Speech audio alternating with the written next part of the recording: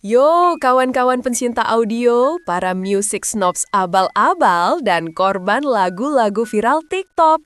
Selamat datang di tempat terbaik untuk tahu apa yang lu gak tahu. Selamat datang di Tahu Gak Sih Lu. Gue yakin setiap akhir tahun, lo semua pasti tegang nungguin satu momen sakral yang bisa mendefinisikan jati diri lo selama 12 bulan terakhir. Spotify Wrapped. Ngaku deh. Siapa di sini yang pura-pura keren, tapi di dalam hati deg-degan pas web keluar, takut ketahuan kalau top artis lo ternyata lagu anak-anak, atau top genre lo itu cuma white noise buat tidur. Takut di screenshot teman, takut di cringe-in gebetan. Setiap tahun, kita selalu bilang, tahun depan gue bakal dengerin musik yang lebih keren. Gue bakal tampilkan taste yang lebih berkelas. Tapi apa hasilnya?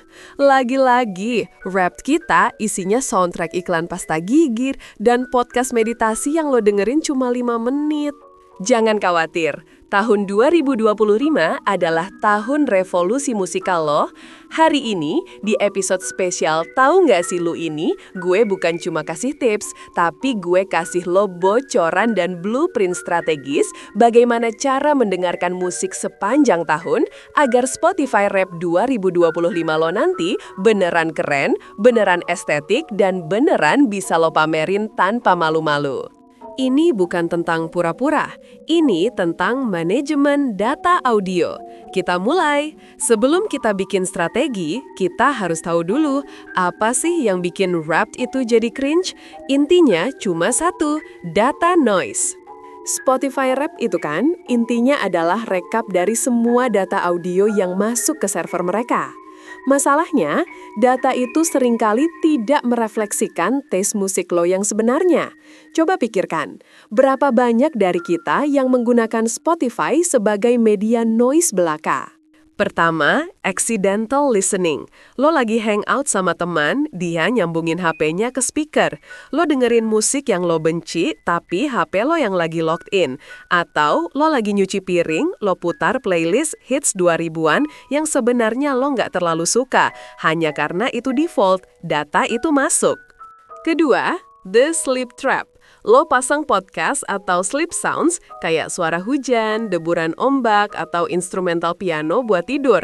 Karena lo dengerin itu selama 8 jam non-stop tiap malam, dalam sebulan aja, sleep sounds itu bisa jadi top artis lo. Serius, siapa yang mau pamer kalau top artisnya itu rain sounds for deep sleep?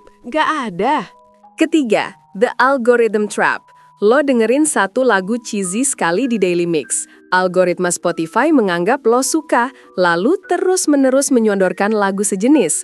Karena lo males ganti, lo dengerin aja. Dan boom, tiba-tiba genre yang lo benci jadi top genre lo. Rap lo memalukan karena lo tidak mengontrol data yang lo hasilkan. Strategi kita tahun ini adalah kontrol data secara total. Ini adalah langkah paling krusial. Sebelum lo menanam benih musik keren, lo harus membersihkan ladang lo dari gulma-gulma data yang memalukan. Kita sebut ini the filtering phase. Pilar 1, peluk fitur private session, sesi privat. Ini adalah kunci penyelamat lo. Private session itu seperti kondom digital untuk selera musik lo. Kapanpun lo dengerin musik yang lo tahu gak akan lo banggakan, aktifkan private session. Gini skenarionya. Lo lagi main sama keponakan lo, dan dia minta lo putar Kids Bop atau lagu kartun. Private session on. Lo lagi stres berat dan butuh playlist motivasi super cheesy dengan lirik klise. Private session on.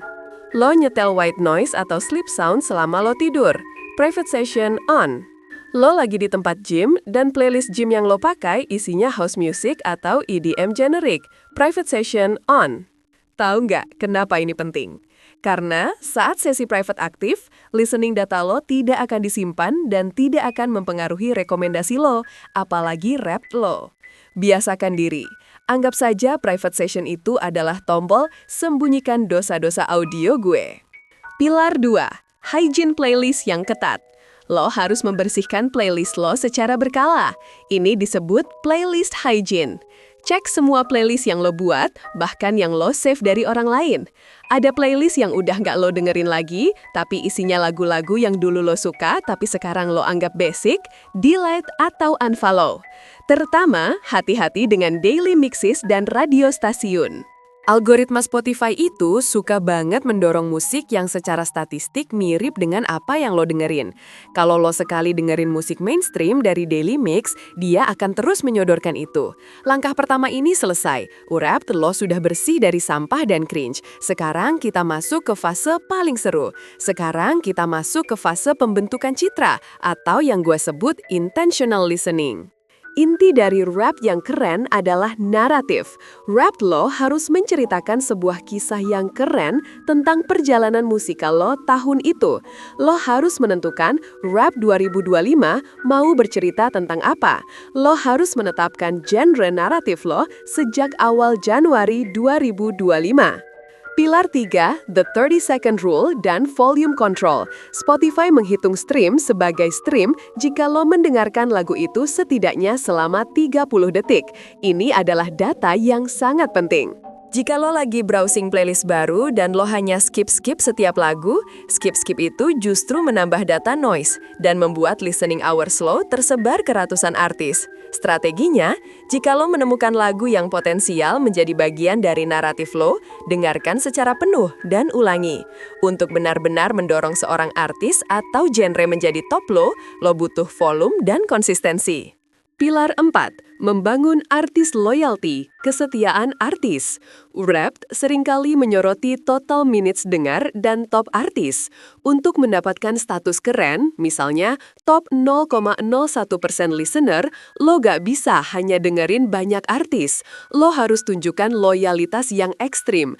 Pilih minimal 3-5 artis yang lo anggap paling keren dan paling niche. Kita bahas ini di bagian selanjutnya. Jadikan mereka core artis lo. Oke, ini bagian yang paling membuat rap lo layak dipamerkan. Semua orang bisa dengerin Ed Sheeran, tapi gak semua orang bisa jadi top 0,05% listener untuk band shoegaze dari Islandia yang baru rilis 2 EP. Itu baru namanya flex. Pilar 5, menemukan dan mendominasi niche genre. Untuk mendapatkan rap yang benar-benar niche dan keren, lo harus menemukan genre yang tidak didengarkan banyak orang. Tahu gak rahasianya? Spotify punya ribuan genre mikro. Fokuslah pada kualitas dan keunikan, bukan kuantitas mainstream. Tujuan kita bukan untuk berbohong, tapi untuk memastikan data yang ditampilkan oleh Spotify Wrapped adalah data yang kita banggakan. Ini adalah tahun di mana lo menguasai algoritma, bukan sebaliknya.